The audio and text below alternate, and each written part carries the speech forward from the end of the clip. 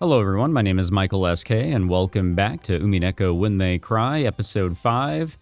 And things are finally getting going. The ball has started to roll in regards to the into the Twilight killings, if you will. And we pretty much are able to, we're almost connected or have caught up to where we kind of started with this game, because we kind of entered in the middle of it. And so we're almost back to the point that we initially jumped in. We already knew who died. We just didn't really know how it kind of came to that, in the way of, all right, where was everybody? How was everybody? What happened in the day prior? And it was a long day prior, but now here we are, and Kraus is actually missing, it seems. He was not in his room.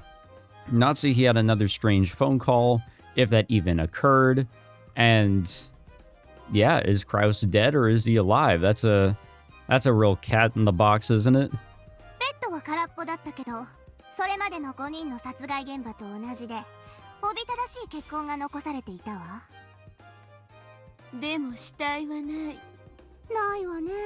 Sounds familiar. We've seen things like that before.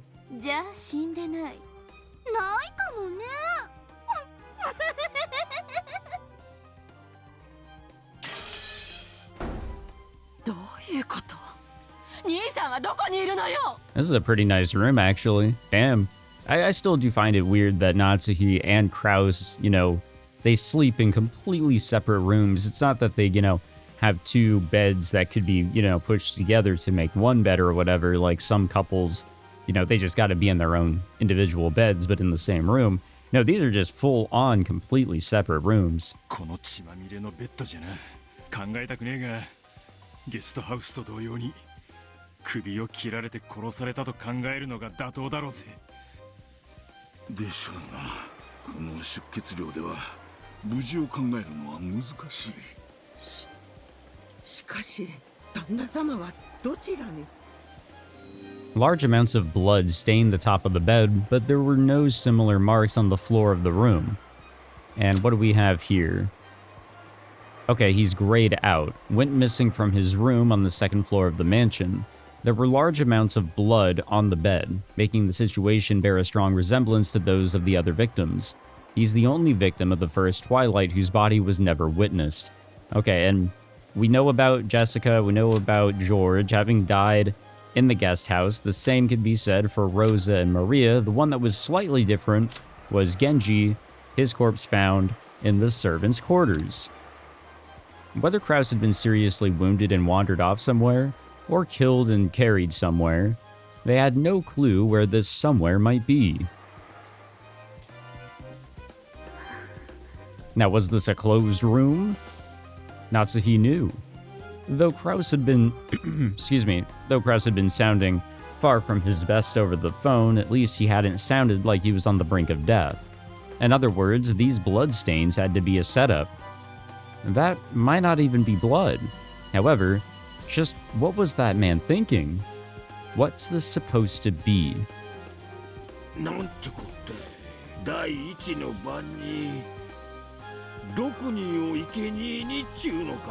And on the second Twilight, we got two.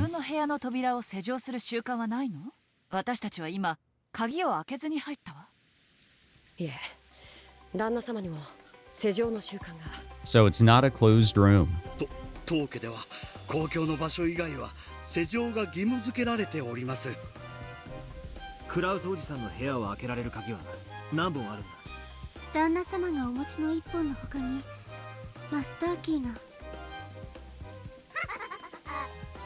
Okay, okay.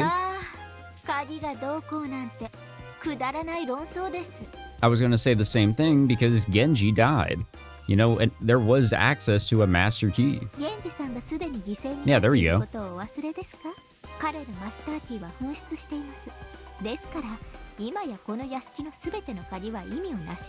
It does seem like we are throwing away the ideas of closed rooms and keys and all that here, and it's just all seeming like murders. You know, anyone could have done them type of murders.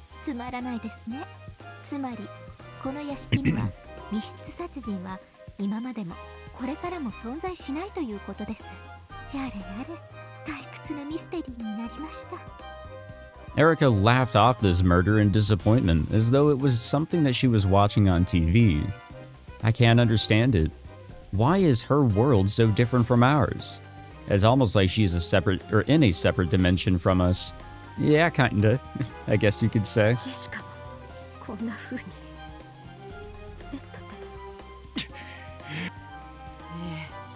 そうよジョージと同じに首を切られてジェシ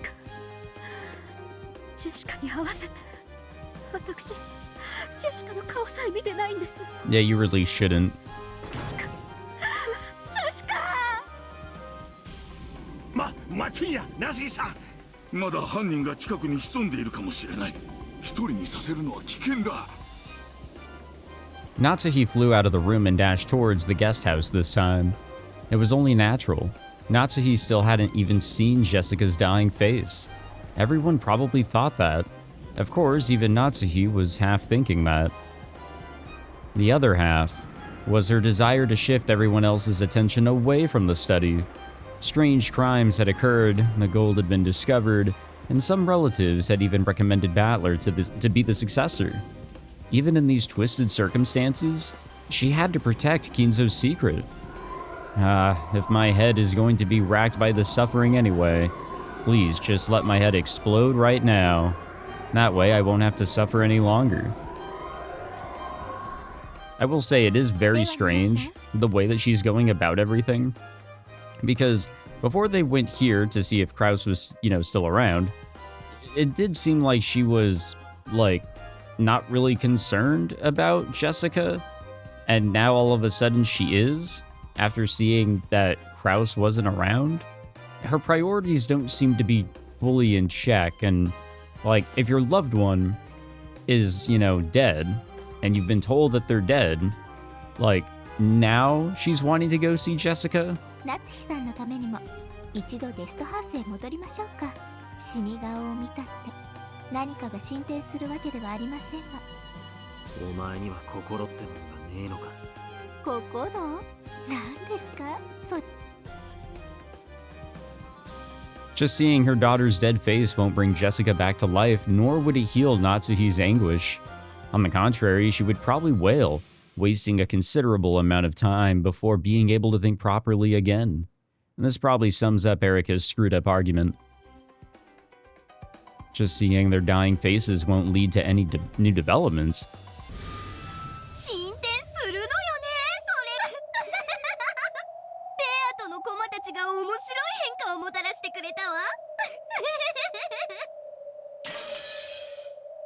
What's that supposed to mean? How everything was initially set up? Natsuhi flew into the cousin room on the second floor of the guest house, and was struck dumb by the blood-stained beds and the eerie magic circle, which looked like it might have been drawn with the victim's blood. Jessica はどこです？ジェシカ！そこのベッドに。ベッド？どこに？ジョージはどこなの？ Oh shit. Now that's interesting. こりゃどういうわけだ They're no longer here. この部屋はちゃんと施錠していきましたよね。これで犯人がマスターキーを持つことが確実となりました。But everybody was together, right? またしても私の推理通り。そんなことはどうでもいい。どこに行ったんだ。みんなのジョージの兄貴たちの遺体はどこに行ったんだ。 Wait, hold on. Everybody was here, right? Everybody, we saw... I mean, Kinzo doesn't exist here, but obviously Natsuhi is here, being annoying and all that. Ava and Hideyoshi have already been on screen for this video. Rudolph has been on screen. Kirie hasn't, but we know that she's here. Kraus has spoken. Shannon has spoken. I'm pretty sure Kanon is here. Goda's here, and Kumasawa has spoken. Who else could be here? 面白い真似を。さあさあ、ほらほら魔法よ。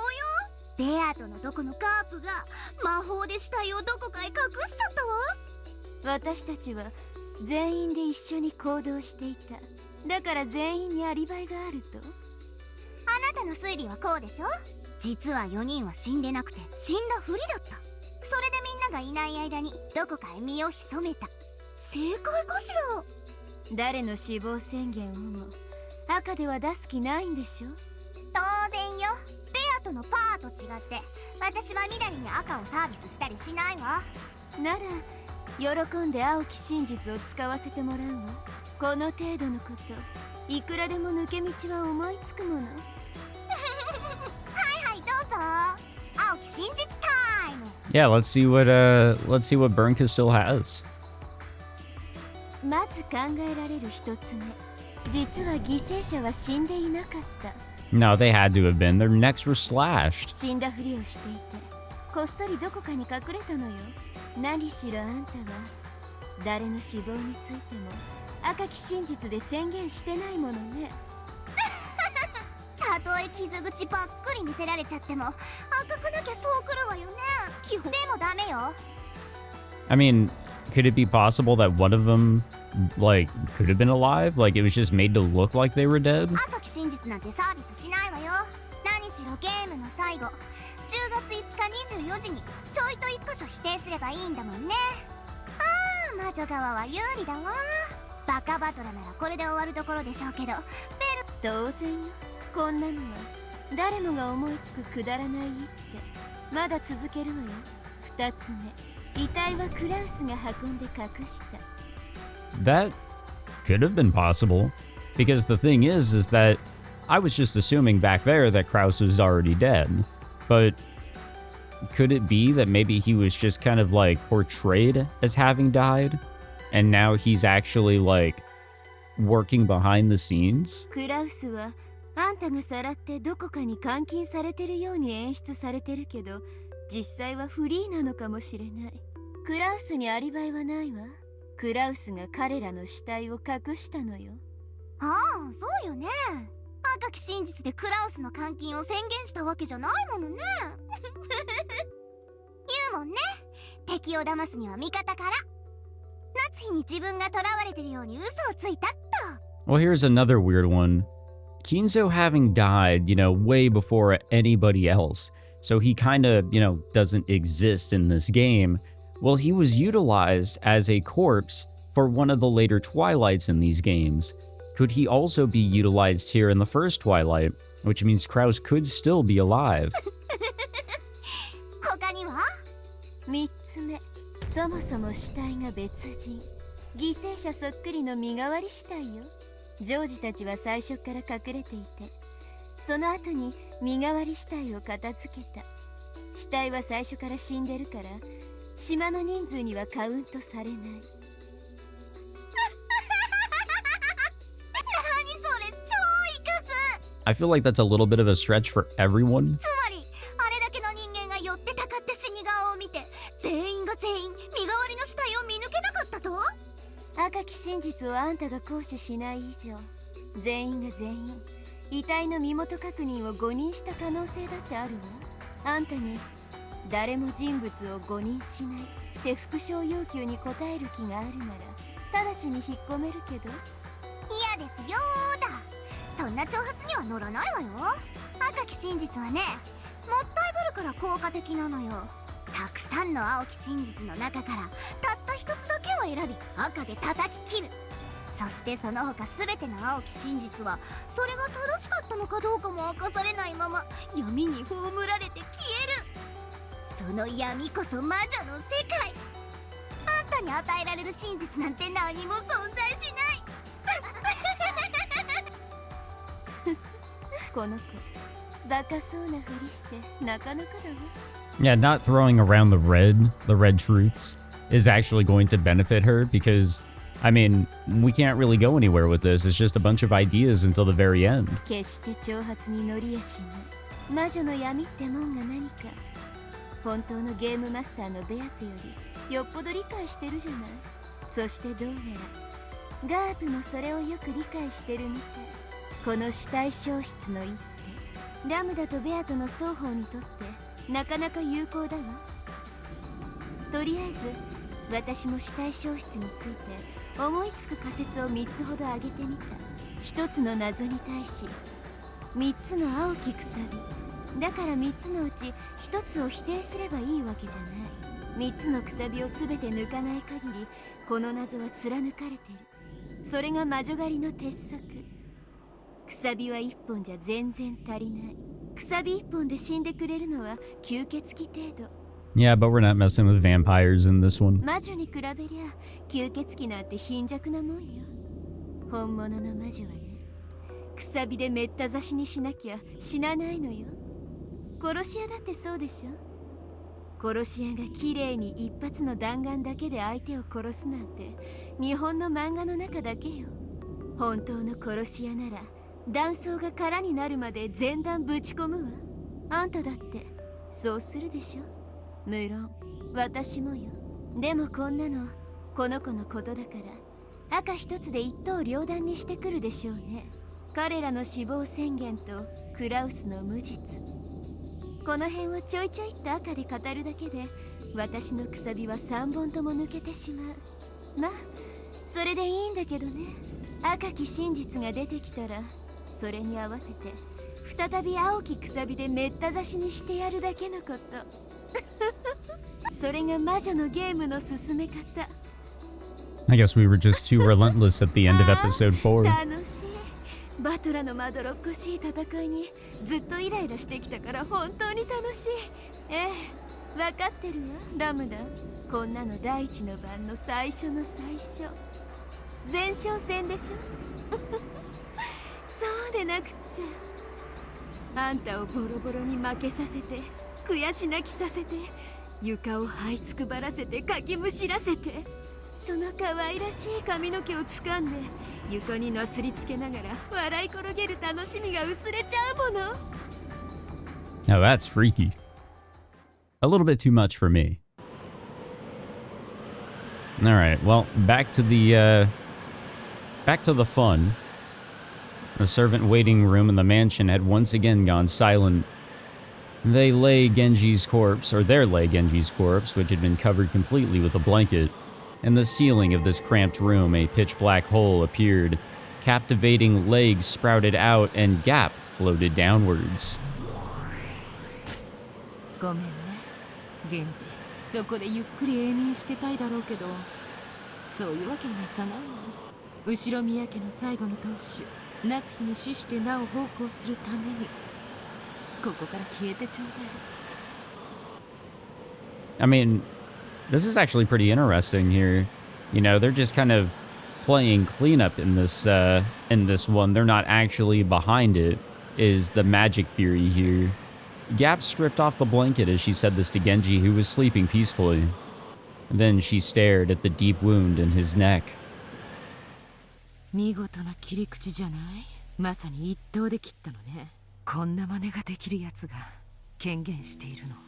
いやね、これが可能な心当たりのあるやつに。It goes without saying, but witches are capable of summoning beings with a strength proportional, to their own ability. The great Lady Lambda Delta called that being here as a trump card 19th person. Even optimistically speaking, this is on par with Renove and me. A pitch black hole opened on the bed and Genji disappeared as though the bed had been swallowed him up. And just like the four in the guest house, Genji's corpse was also hidden in some unknown place. It was a place that no one could find, located neither within this world nor the next. No longer would anyone be able to find their corpses. No longer would anyone be able to confirm their deaths. She carried Genji's corpse to this place of endless silence, where it would never be disturbed. 死体がなければ行方不明。行方不明扱いとは犯人と疑われ、同時に犠牲者とも疑われる。開かれることの決してない猫箱の中の暗闇こそ、我ら悪魔と魔女の住みか。言って遅かったわね、名探偵さん。Gap licked her lips and gulped. So maybe that's what happened with Kraus, supposedly. Gap got to him first, or whatever, or whoever is hiding all these corpses was able to get to Kraus first. unless Krause is the one actually behind all of that. 知らない。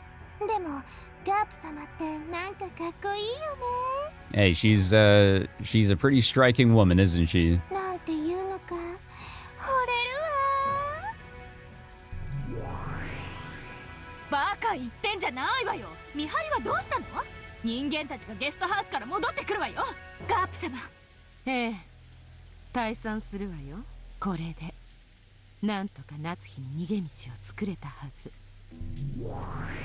Gap jumped into a pitch black hole that had opened near her feet.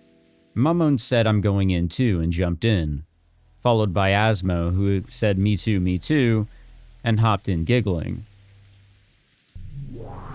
As Sutton hesitated over what to do, the hole closed.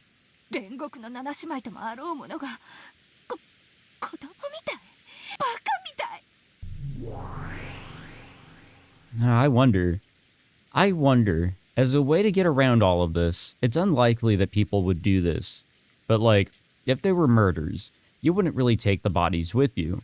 We've seen it in each game. They want to leave everybody the way they are so that they can be properly investigated. But then there is somebody going around and is actually tampering with how everything was laid out. If you keep everything together, everything and everybody, you know, gather in one secure room, everybody has eyes on everybody for, you know, a ridiculous amount of time until you can get out of this storm and the police can arrive. Then, only then, you're either, you know, A, going to find out who is behind all of this because they'll need to act right in front of you, or B, you survive. And B is a possibility out of A. It just sort of depends. But people don't act so perfectly like that to make sure they've got all their, you know, all of their check boxes checked. So it leads to things like this happening. The problem is that there shouldn't be anybody else here in the mansion if everybody went over to the guest house. Sutton went bright red and got angry all by herself and then turned into gold butterflies and disappeared. It does make things a little frustrating. But there's not a sixth one. ご苦労であった。しかし、次が厄介であるぞ。源氏の死体の消失に多少は驚くでしょうが、彼らの次の関心は再び金蔵の書斎に向くでしょう。書斎の鍵は2本。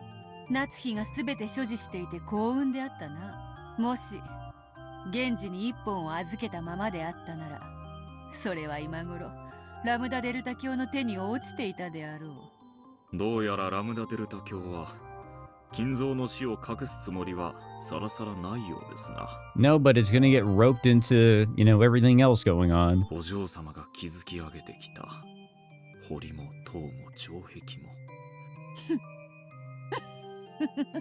おかしな三角対決になったものよ。我らはそれぞれが敵であり、時に意図せずして連携しておる。三つどもえが2対1になったかと思えば、逆に1対2にもなる。ほらあれだ、中国のバトルロイヤル、三国志とやらに似てるとは思わんか？天下三分の計ですな。お嬢様にしては随分と高尚な例えですよ。三国志って3つ国があったではないか。義と呉と蜀だったか？まるでわらわたちであるな。はて、最後に勝ったのはどの国であったか？最後に統一したのは秦です。お嬢様のおっしゃられる三国はすべて滅びました。Oh, fun. ほう、これは知らなかった。てっきり三国のどれかが勝者になったとばかり。義が圧倒的に優勢だったのではないか？帝位を腹心に奪われ、国を乗っ取られて滅びました。The Sima clan, a noble family that's not Chow Chow, is it Cao Cao? I don't know. Invited in as advisors, eventually gained central control in a power struggle and took over the country. Apologies for my pronunciations there. 乗っ取られるか。面白いぞ、ラムダデルタ教め。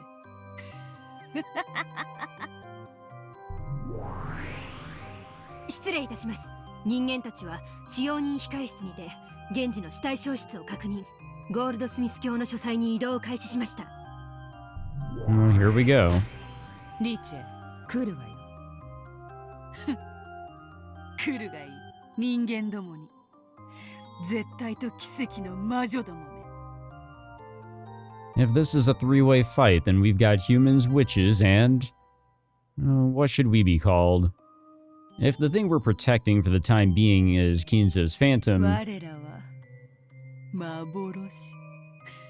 the phantom thieves. Kind of fitting. Not really. Alright, another chapter down, it seems. We're just really making progress here. But we'll really be able to tell the pace here as we get closer and get through the other twilights. 夏日です。おはようございます。そんなので起きるわけないでしょ。お父様、エヴァです。起きてください。大変です。 Ava pushed Natsuhi aside and knocked repeatedly with all of her strength. お静かに。想像しにも程があります。今はそんなこと言ってる場合じゃないでしょ。電話にも出ず、ノックしても音沙汰はなしですか。参りましたね。機嫌をまた損ねられているのかもしれませんな。金蔵さんは時にほんのわずかの変化であってもそれに吉凶を感じ、本人以外には預かり知れぬ理由で機嫌を損ねたりします。そうですわね。こういうのは何も今日だけに限ったことじゃありませんものね。じいさまってそこまで書斎に閉じこもってんのか。はい、1ヶ月以上も書斎を出られないことも珍しくはありませんので。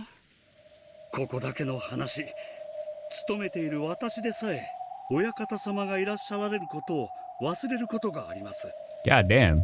ゴーダ、使用人にあるまじき発言ですよ。 Yeah, I was gonna say. 失礼しました奥様。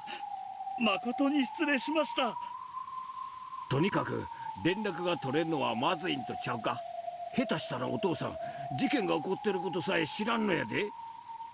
さあ。 Keenly noticing that people were starting to doubt Kinzo's existence, Kanon mumbled those words. 最後にお父様に会ったのは誰？いつ？私です。昨夜、お父様の書斎で一日の報告をしておりました。昨夜の23時頃ですね。Oh boy. やむを得ねえ。ここは開こう。なんですって？ここは当主様の大切な書斎であり、研究室です。許可なく犯すなど誰にも許されませんよ。ここにいる最高序列者は誰？私よ。後宮家序列第3位のこの私。 Well, who's the new successor? もし開けてお父様にお叱りを受けるなら、それもまた最高序列者の役割よ。緊急事態につき、ここを開けるわ。鍵あるんでしょ？開けなさい。 Yeah, she's not going to, no matter what. ご存知とは思いますが、書斎の扉はマスターキーでは開きません。最近は源氏様からも鍵をお取り上げになられ、2本の鍵はすべて親方様がご自身でお持ちになっておられました。 Which is also a lie, because the one who actually has the, well, I guess the master is technically Natsuhi in this case, but yeah, she's the one with both keys. ですので、この扉を開ける2本の鍵が全て書斎の内側にあるってわけか。 Allegedly, which makes this a closed room, but that's not actually the case. 密室。グッと、やっと少し面白くなりました。これで書斎の中で金蔵さんがベッドで首を切られて死んでいたら。不謹慎が過ぎますよ、エリカさん。とにかくお分かりの通り、この扉はお父様が持つ鍵でしか開きません。つまり外からお父様に接触することは殺人犯であっても不可能ということです。ですから当主様が無事であるのは間違いありません。だからってお父様の安否を確かめなくていいって論法にはならないでしょ。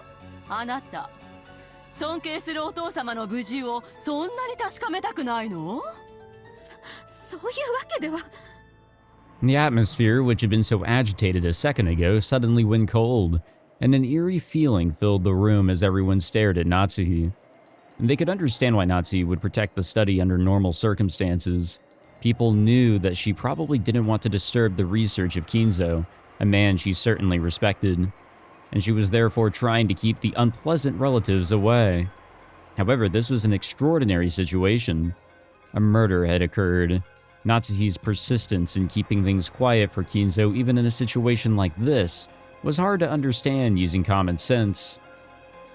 今この島で起こっている殺人事件はおそらく碑文をなぞる見立て殺人になると思われます。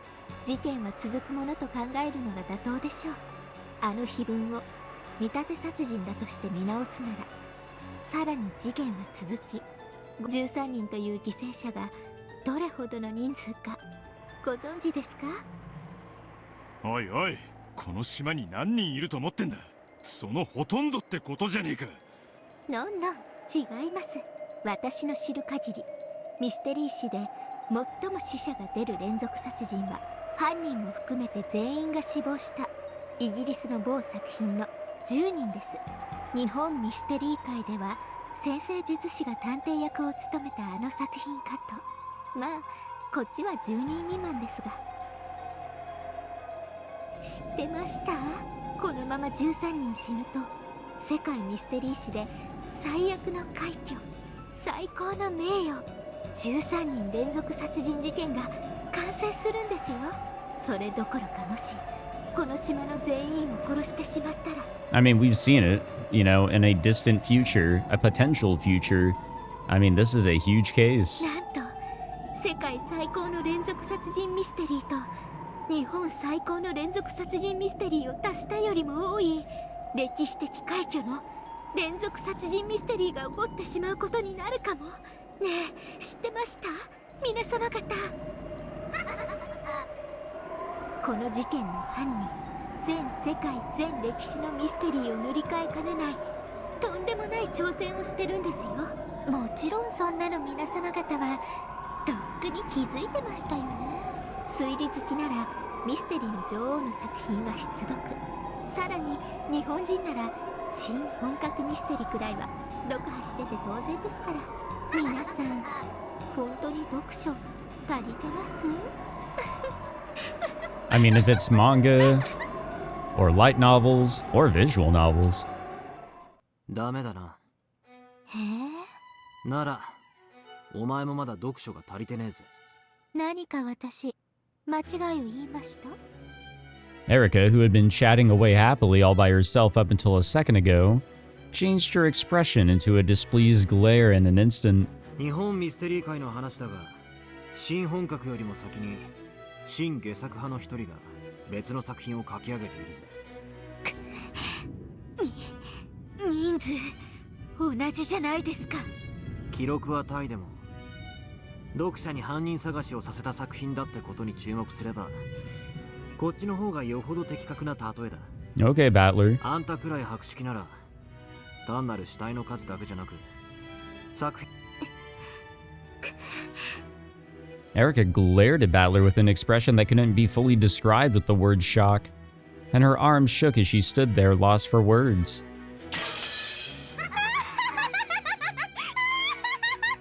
何これダサい。まあ仕方ないわよね。新本格の方がミステリーとしての知名度は高いもんね。新下作派の中に推理物があったなんてうっかり見落としちゃうわよね。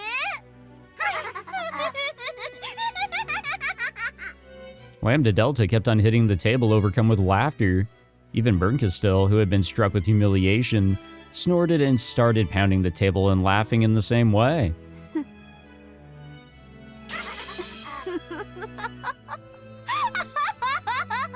Damn, everybody here is a freak. 面白い、面白い。Especially the witches. やるじゃない、バトラの駒。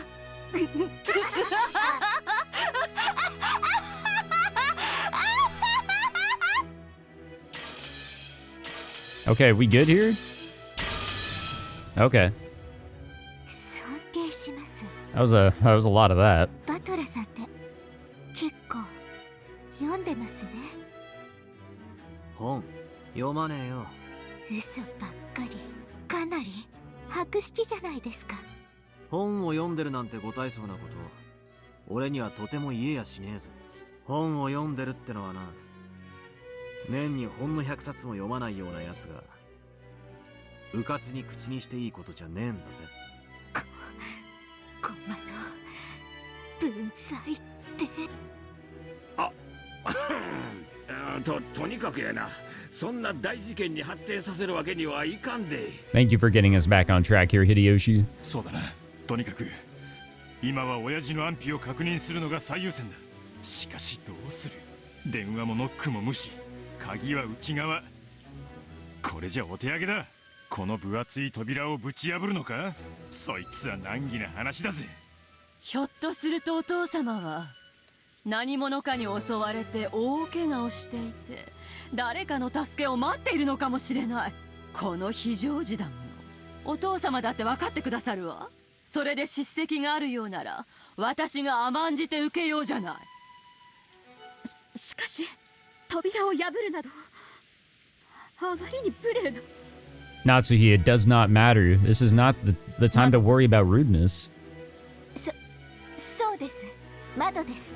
3階の窓まで届くはしご I が know 何 that か she's trying to, you know, ありませんか？ protect the room and, you know, the secret of Kinzo so well, but goddamn, she is really dumb here. 窓を破れば中に入れる But はず she's in で a す。 corner, you know. I guess that's what people do. Erica finally came back to her senses and her tone regained its decisive edge.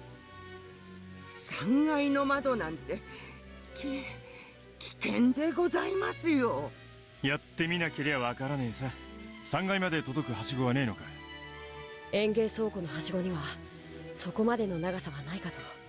ああ、ならボイラー室のはしごはどうですか？ Oh boy, we're already going to the boiler room? 以前雨どいの上に鳥ガスを作った時、それを使った覚えが。ええ、あれなら届きますとも間違いありません。 He must have been extremely happy about thinking of something Kanun hadn't. Looking pleased with himself as though he had won something, he glanced around at everyone. He was probably hoping that Natsuhi would praise him, but she quickly avoided his gaze. Of course, Kanun had known about that ladder too. However, in order to protect Kinzo's secret, he had intentionally pretended to have forgotten. この天気ですし、風も強いです。いくらなんでも危険では。同感だ。 The thing is, you know, if the servants and anybody else is going this far to protect Kinzo's secret in such a way that, like, honestly, guys, if we didn't know about everything that was set up prior to this, we didn't know if Kinzo truly was alive or dead in this episode, and we got the confirmation that he died more than a year ago, really the statements that Shannon and Kanun just made, how they've been acting, even last night, they come off as very truthful, very believable. I wouldn't have caught it, I'm sure. I don't know about you guys, but I probably wouldn't have, like, at all, or have come close. So, what else has been kept from us from characters? Maybe for reasons that aren't necessarily related to who killed who, but with something else going on. Lies can stack up with one another, and lies can, unfortunately, get stacked with the lies of a completely different situation and create a monstrosity of what the fuck is going on. 大怪我をしても明日までは病院にも行けないのですぞ。中庭なら風の影響が少ないかもしれないわ。とりあえず様子を見てみる価値はあると思うけど。いやー、しかし3階までとなるとなかなかにこれが大変。鳥の巣の片付けの時もほとんどの使用人たちが尻込みしてしまい、それをこの不祥ゴーダが大役を買って出て見事に果たしたのです。Well, Goda's climbing the ladder then. よし、何の問題もないで。何しろ届くはしごに実績のある人間もいるんだし。Yeah, you just volunteered yourself, honestly, Goda. はい。 Good one, buddy. Good one. In your attempt to get brownie points or whatever, just to seem impressive, you screwed yourself. The courtyard was surrounded on all four sides, so while the rain was still fierce, the winds had almost no effect. Fortunately, the ceiling jutted out a bit, so even the rain wasn't so bad. よし、はしごを立てかけてみるか。気をつけろよ。怪我すんなよ。I guess nothing happened in the boilers, or the boiler rooms, since we didn't really, go visit all that. Rudolph and Battler carried the special ladder, which was designed for work on high places. 2 umbrellas followed the pair. Shannon and Conan were holding umbrellas and sheltering them from the rain. 俺たちは濡れても平気だぜ。ひさしの下に戻ってな。ゴーダさん、膝の調子は悪くても、はしごクレイは抑えられるだろ。はいはいはい。ヒアルロン酸さえ十分なら、はしごもスルスルなのですが、いや、本当に申し訳ない。Yoda clambered forward to replace Shannon and Kanun. And she watched, or as she watched this, Kirie giggled. 親父、金槌。おう、バトラー。お前、アスレチックは好きか？アスレチックより日曜大工頑張るかっこいい親父が好きだぜ。こいつやれやれ。たまには息子の前でいいとこ見せてみるか。バトラー、ゴーダさん、はしごしっかり押さえててくれよ。あとちゃんと上を見てろよ。俺が手を滑らせてこの金槌を落っことしちまうかもしれねえからな。安心しろよ。キャッチして親父の頭をかち割ってやるぜ。After putting the hammer they'd gotten to smash the window in his pocket and cracking his knuckles, Rudolph started climbing. Oh, how is this all going to go down? Hopefully it's nothing but going up. 大丈夫よ。あの人アクション映画向きだし、それにスポーツだって得意なんだから。 I wonder if he'll be able to see any. Oh God, that's so silly. 得意のスケートがはしご登りにどう役立つか聞かせてほしいぜ。I wonder if he'd be able to see anything through the window. 俺はイナバウアー、常に大ピンチとくら。なんだかんだ死なないから大丈夫よ。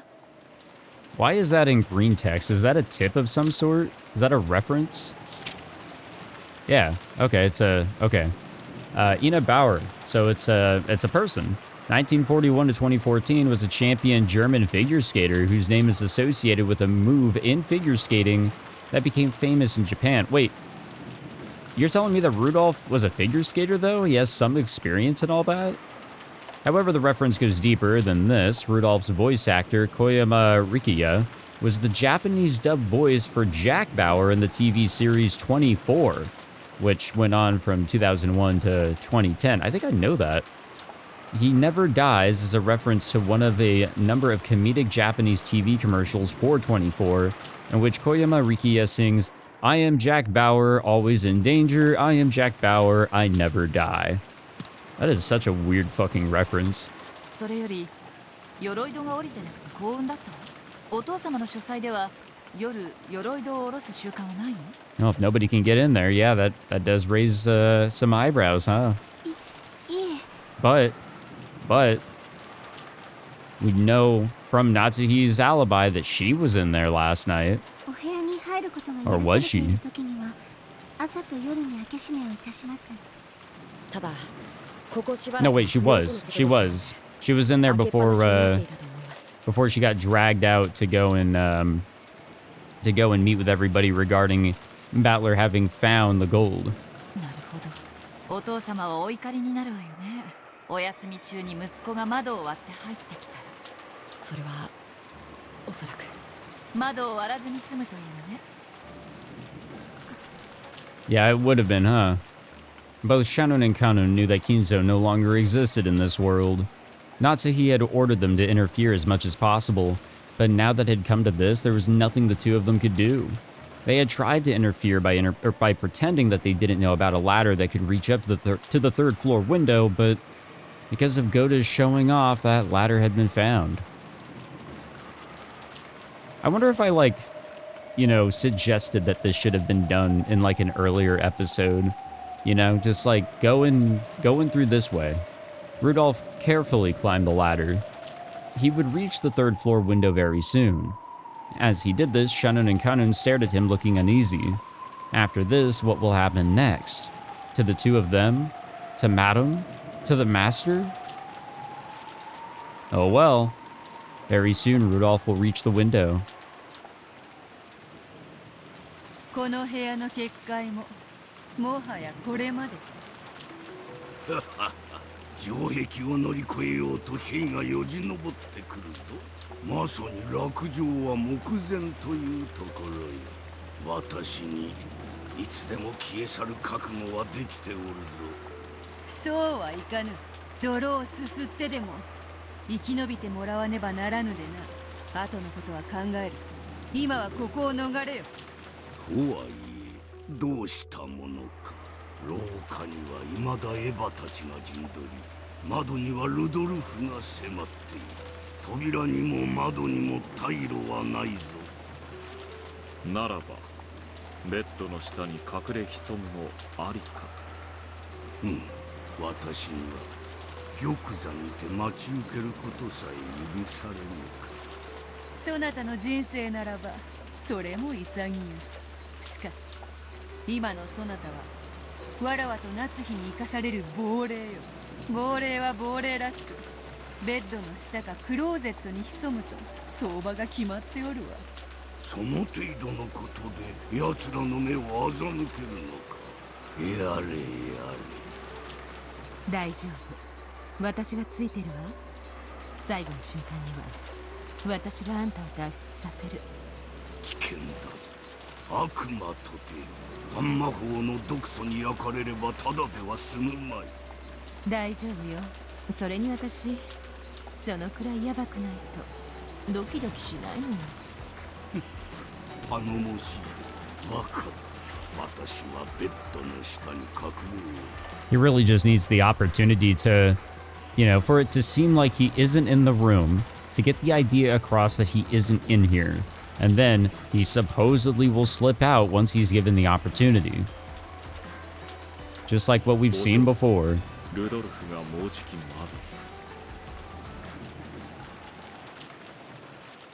が気が変わった。わらわがここを守る。そなたはロノウェと身を隠せ。なんですって話が違います。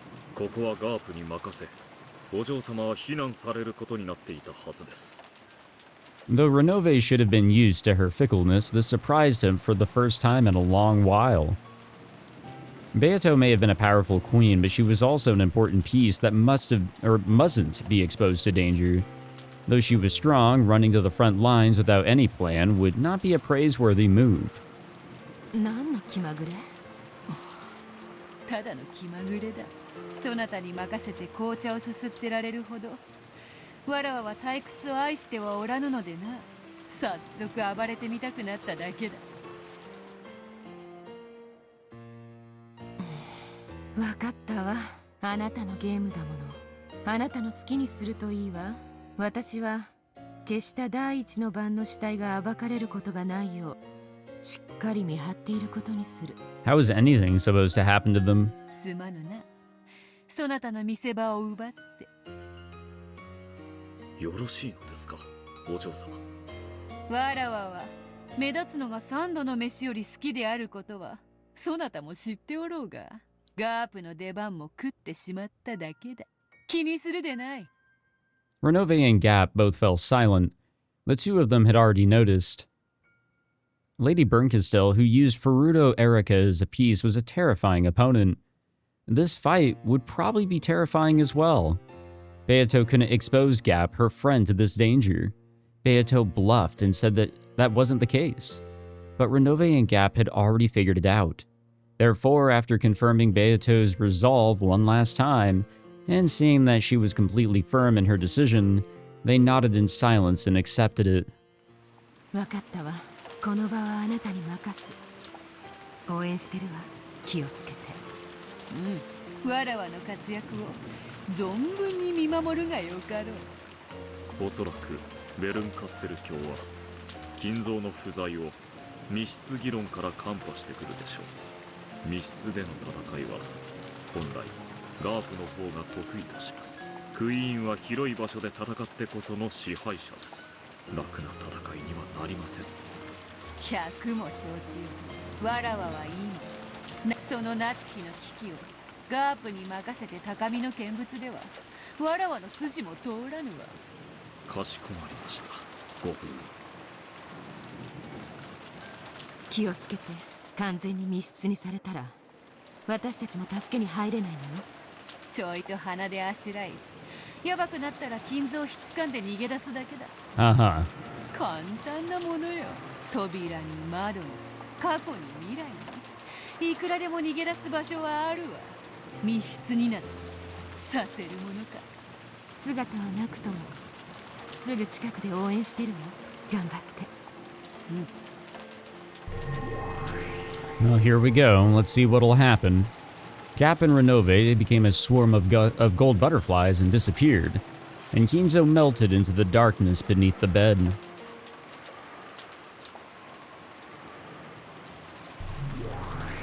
Alright. What will Rudolph see? Then Beato also became a swarm of gold butterflies and melted away inside the study. After that, all figures and signs of life had disappeared from the study, and it once more regained a silence as though no one had been there from the beginning. And then Rudolph's outline slipped into view from beyond the window's curtain. That is so silly.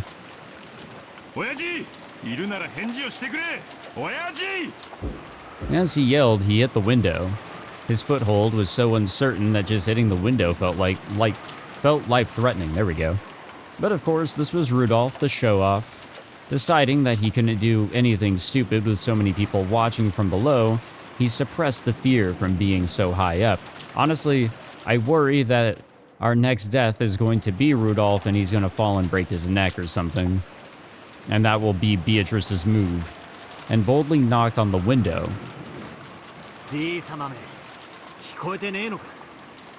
どうでしょう。金槌を落とさないでくれると嬉しいのですが。何秒経った？窓を叩いてから今30秒経ちました。やっぱり割るのですか？親方様が大層お怒りに。 It's really beyond that point, Shannon. その怒りを受けるのは自分の役目と豪語してくださる方がいるから大丈夫よ。ルドルフさん、十分よ。やって。おう。Hammer time. 親父め、割った後で文句言うんじゃねえぜ。Oh, there we go. He hit it several times and eventually a fist-sized hole opened up in the glass. Because of his unstable footing, this took a lot of effort.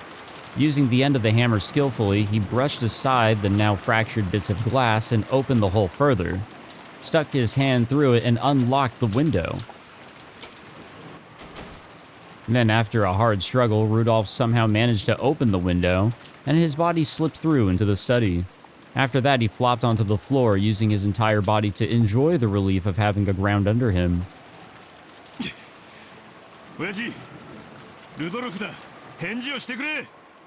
It wouldn't be an exaggeration to say that Kinzo's study was a small villa that he had created inside the mansion.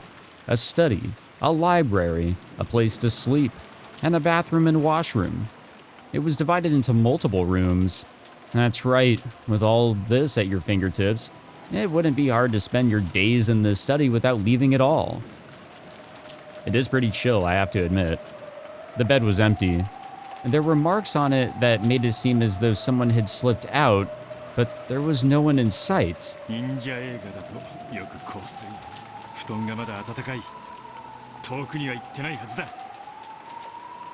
Rudolph tried placing his hand on the bed, but he couldn't feel any heat at all. Not only was there no heat, it felt completely ice cold. And the bed wasn't the only thing that was ice cold. The air inside the room and even the presence about it, if that's the right word for it, even that felt ice cold. To Rudolph, it felt as though Kinzo had slipped out of this room a long time ago.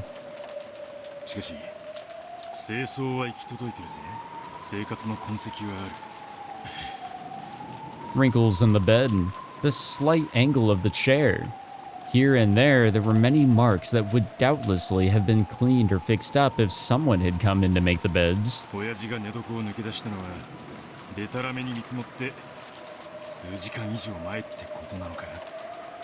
that would be the same general time period as the brutal murder case.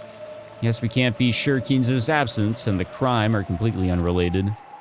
How about you open the door? For the time being, he leaned out the window and told Kirie and the others in the courtyard to come back up since he was going to unlock the door. Then he pushed the button on the study desk and released the door's autolock. There was a heavy clunking sound and Natsuhi and the rest dashed in immediately. お父様、おはようございます。親父じゃなくて悪いな。開けたのは俺だ。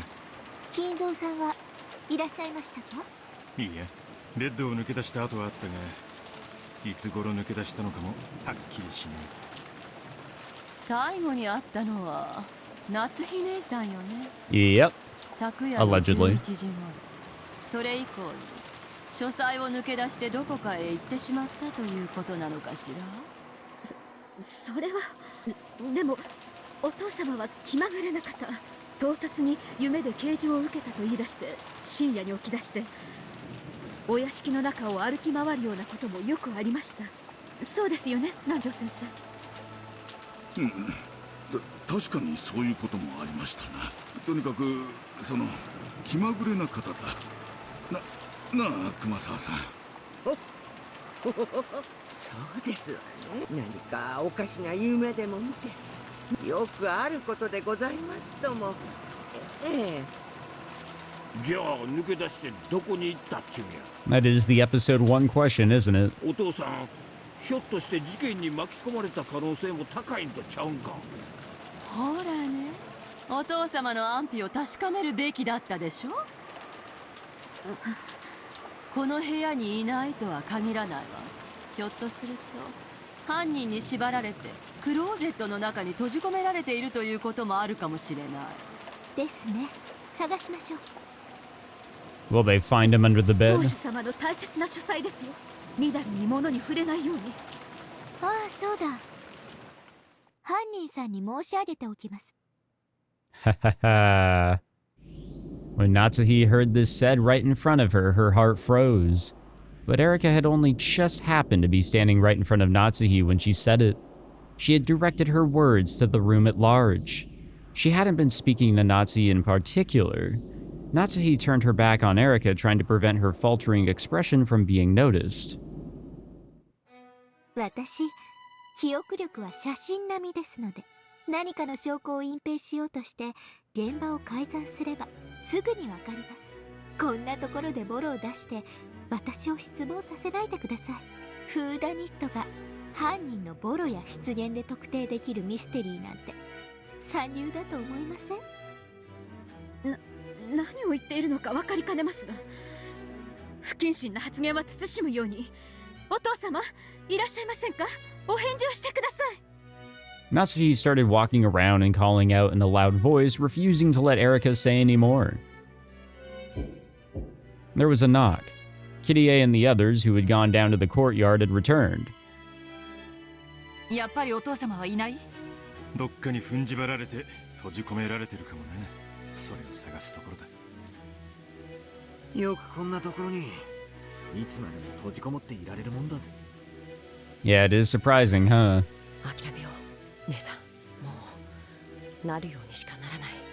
奥様はどうなさるつもりかしら。 I mean, that's a Natsuhi decision. 自分でついてきた。 It's all on her right now. 運命は神様に委ねましょう。はい。I forgot Kumasawa is actually like roped in. I thought they were just kind of like leaning on her there to beat Kumasawa, just to the very end. It's Goda that definitely is not really roped in. Many people clambered around Kinzo's vast study, looking here and there, inside the closet and in the bathtub, even in the refrigerator and under the study desk. They looked everywhere, almost as though they were it in a game of hide and seek. However, not only were they unable to spot Kinzo, they couldn't even find a single suspicious mark. 当主様がお留守であることは明白でしょうに。もう十分です。これ以上当主様の大切な書斎を荒らさないように。そうですよ、そうですよ。親方様は勝手に物を動かされるのを何。お父様の姿はどこにもないわ。やっぱり事件に巻き込まれたのかしら。そうと決めつけるわけにもいきませんが。Natsuhi averted her gaze once more. 大丈夫だ、夏日。まさに排水の陣というところですね。万一書斎に踏み込まれた時にはどこかへ散歩にでも行っているのだろうとごまかすつもりでいました。しかし殺人が起こり大勢が殺された屋敷内をのんびり真夜中の散歩としゃれ込んでいた。私ならばむしろ本当にやりかねんが。こらこら、金蔵、おとなしくベッドの下に隠れておれ。 I'm surprised nobody's looked under the bed yet. 大丈夫だ、夏日。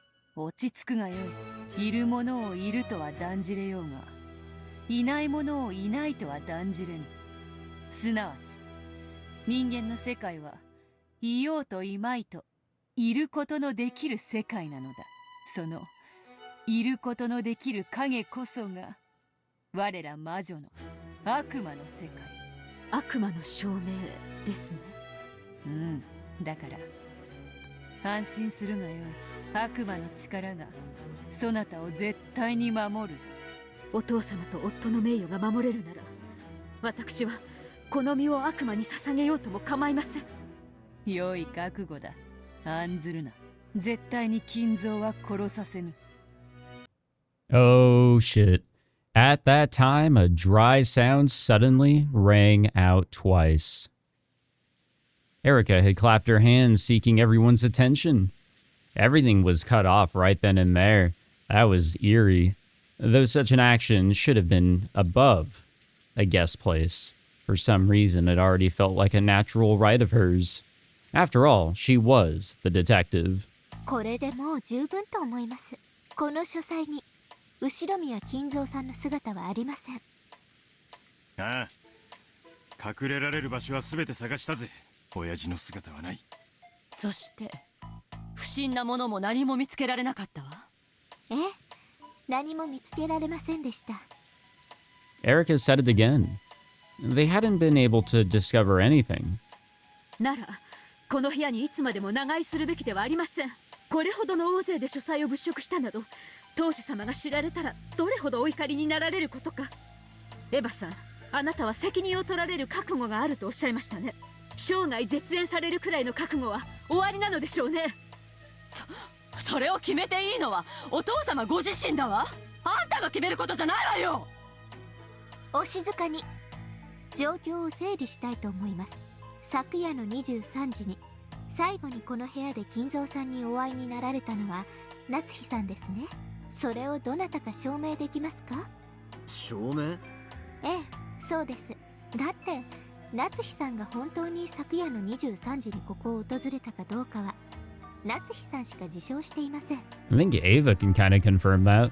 金蔵さんが If not, 昨夜 Kanon and Shannon 確かに maybe. 夏日さんがやってきたと Oh 証 no, they 明 were してくれればい downstairs. いのですが、 Actually, no. Where were they at that time? その肝心の金蔵さんがおられませんので。